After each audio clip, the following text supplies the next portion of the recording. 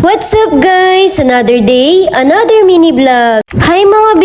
It's me again, Chini! Ngayong gabi nga ay may kasama ako sa pagsara ng shop. Sila nga pala ang mga OJT dito sa Vineyard. Sabi ko nga ay tulungan akong ipasok sa lobby itong mga upuan. Pagkatapos nga nun ay pinapatay ko na yung ilaw sa chiller. Ganon din sa neon lights. Habang ako naman ay nag-aasikaso ng mga paperworks. Inuna ko na nga ito para mamaya ay hindi masyadong magahol sa pagsasend ng report. O si nga pala ako ngayon. Buti na lang may kasama ako na magagayak dito. Tama ang desisyon nila na dito mag-OJT. Ako ang magtuturo, madami kayong matututunan. Char!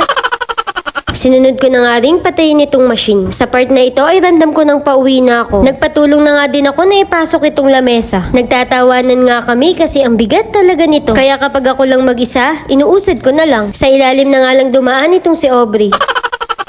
Sinara ko na nga itong pinto, sabay picture na rin. Para sa ganon ay meron kaming proof. Hindi na nga muna ako nagpasundo. Sasabayan ko na sila sa pag-uwi. Namiss ko din kasing mamasahe at maglakad. Malapit lang naman din ang sakayan dito. 13 na pala ang pamasahe bawat isang tao papuntang Plaridel. Sinabay ko na rin yung mga bayad ng kasama ko. Sumakay na nga kaming 3 at 2 pasahero na lang aalis na. Makalipas ang ilang minuto ay napuno na din itong jeep. Bumaba nga kami dito sa may Save More. Nakita kasi namin na madami nagtitinda. Meron na din pala ditong mini bazaar. Nasa 9:30 PM na din yung mga oras na ito. Yung iba ay sarado na. Kaya mas maganda ay yung maaga kayo pupunta. Meron din ditong takoyaki. At may kumakanta rin. Halika at sabay-sabay natin pakinggan. That keeps unraveling, but then ties us back together in the end. Your eyes, I can see my dreams reflections in your eyes.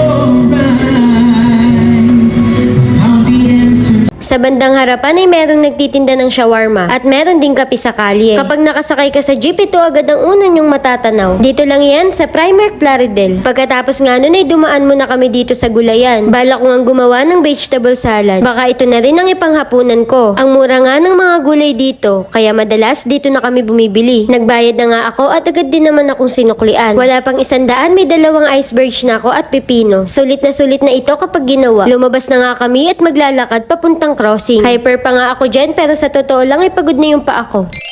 Nakauwi na nga ako at titikman ko na ito. Konti nga lang ang sangkap nito. 2 lata ng tuna flakes in oil. Paminta, mayonnaise, white onion, and pipino lang ang sangkap nito. Pero grabe, ang sarap talaga. Nagdagdag pa nga kami ng mayonnaise para bongga. Halos 3 tab din ang nagawa dito. Ito lang ay okay na para sa panghapunan. Pero mas masarap ito kung may kamatis at karot. Minsan kasi iniiwasan kong kumain ng kanin sa gabi. Nagbabaka sakaling mabawasan ng taba sa katawan. Grabe B, panalo to. Anyway, yun lang naman. Salamat sa panonood. Bye!